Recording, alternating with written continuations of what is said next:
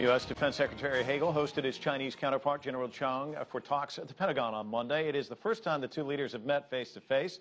They had a lot to talk about. The meetings went longer than expected. CCTV's Jessica Stone was at the Pentagon. She joins us now from our newsroom with the latest. Jessica.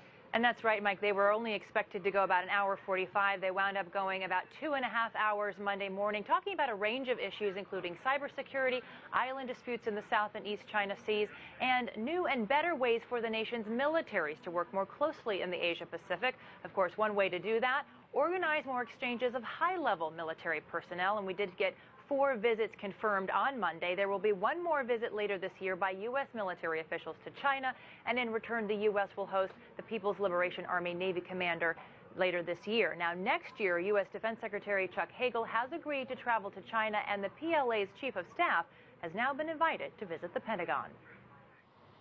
Despite the warm handshakes at their first meeting, both Chinese Defense Minister Cheng Wanquan and U.S. Defense Secretary Chuck Hagel are trying to bridge differences at a time of increased friction in the Asia-Pacific. In a joint press conference, General Chang told reporters the U.S. movement of additional military resources into the Asia-Pacific region has heightened the chance of conflict. To a certain degree, this kind of intensified military activities have further complicated the situation in the region. But disputes between China and neighbors Japan and the Philippines are on the rise over the sovereignty of island groups in the East and South China Seas. The U.S. has military alliances with both the Japanese and the Filipinos.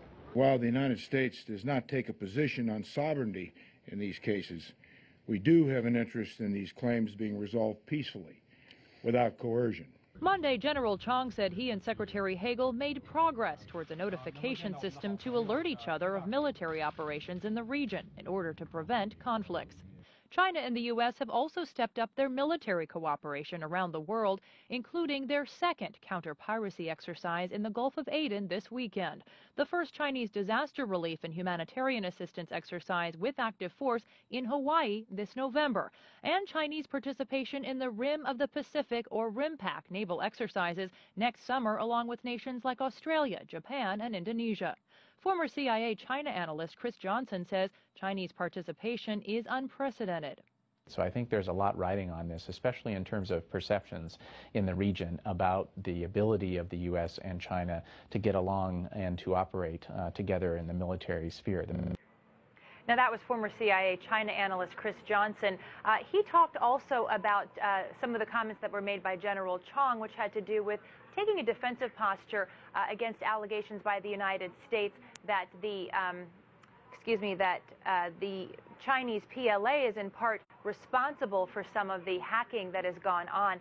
Of course, the Snowden revelations put the United States in a rather vulnerable position, as you might imagine, when it comes to hacking and spying on the U.S. part around the world. But what I think Chris Johnson was pointing out is that being that defensive may hinder the discussions going forward, because there is this U.S.-China working group, this cyber working group that's going to be meeting regularly. In any case, the discussions will go forward, most likely at the upcoming ASEAN Defense Ministers meeting between Secretary Hagel and General Chang, so we can expect that this is not the end of a conversation that has started this week in Washington.